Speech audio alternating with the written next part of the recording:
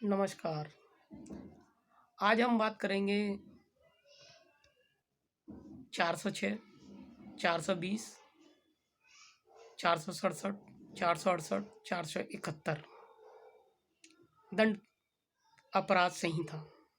अर्थात ये अपराध कैसे गठित होता है और पुलिस के द्वारा कब इन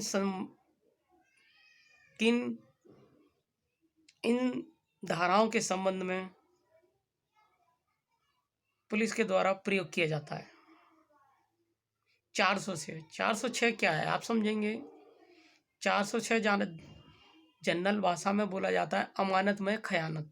अर्थात किसी व्यक्ति को हमने कोई चीज़ विश्वास में दी कि आप उस चीज़ को रख लेना और फलाने व्यक्ति को दे देना, और वो उस व्यक्ति को न दे के अपने प्रयोग में कर लेता है।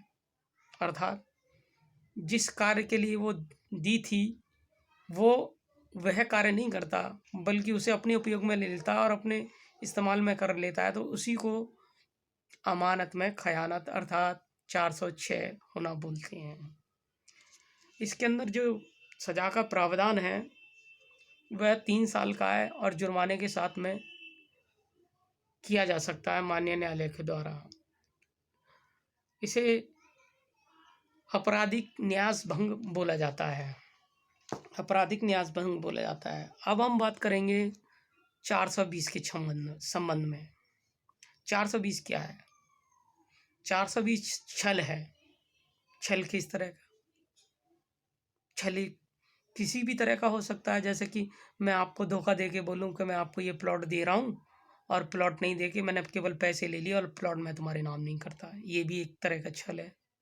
या मैं बोलता हूँ कि आप मुझे 10,000 रुपये दे दीजिए, मैं आपको इसके बदले 50,000 दूंगा, और जब मैं 10,000 दे देता हूँ तो आप मेरे 10,000 भी रख लेते हो, 50,000 भी नहीं देते हो। तो ये भी एक तरह का छल है।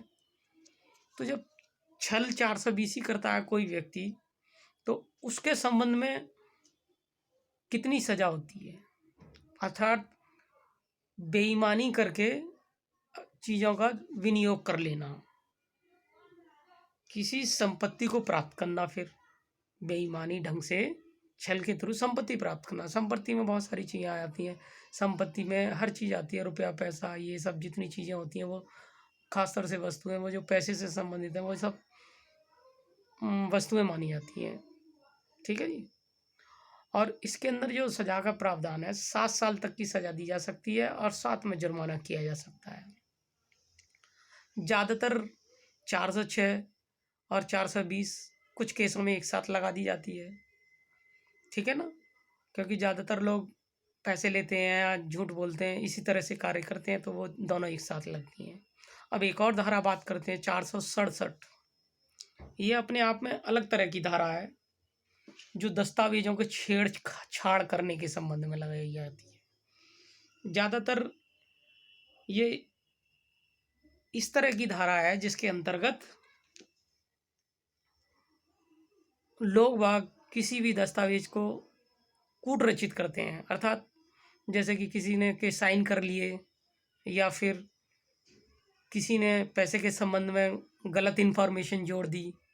ठीक है ना, लिखा कुछ था और लिखा कुछ दिया, इसे बोलते हैं 467, जो कूट रचित करके बनाई जाती है, जबकि उस व्यक्ति के द्वारा नहीं लिखी गई जो जिसका नाम लिया जा रहा है।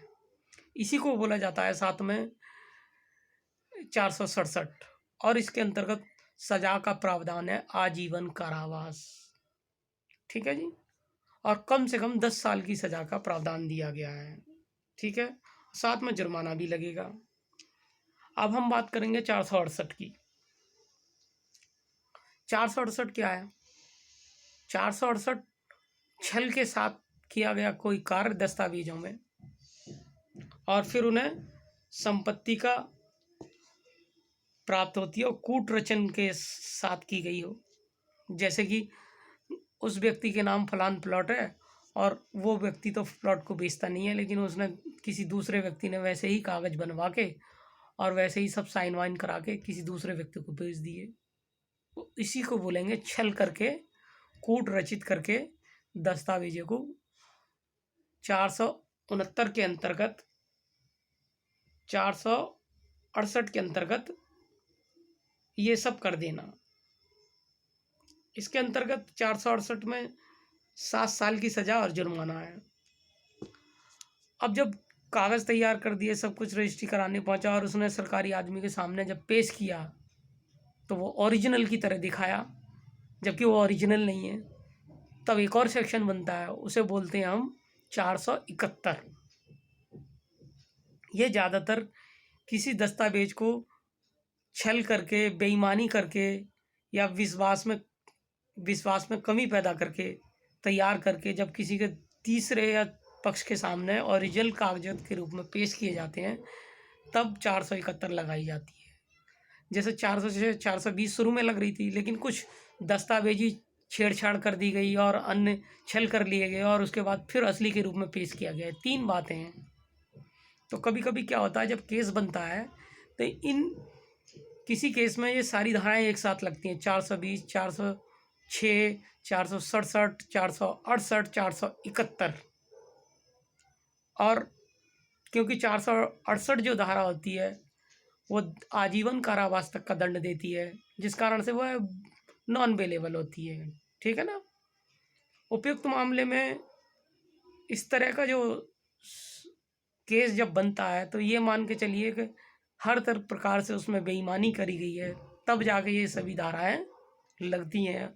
और लास्ट में जब 471 लगती है तो वो इसलिए लगती है क्योंकि ओरिजिनल के रूप में उसे पेश किया जाता है और उस पर जो सज़ा है वो वही सज़ा मानी जाएगी जो जिस प्रकार उसने उसे पेश किया है। ओरिजिनल के छल करने में या 406 संपत्ति का दुरुपयोग करने में उसने जितनी सजाएं होती हैं, तो उसने छल करके पेश की है इस तरह की चीज़ें। तो इसलिए ये माना जाता है जब छल करके पेश की हैं तो उसे सजा भी छल के रूप में ही मिलेगी। नमस्कार।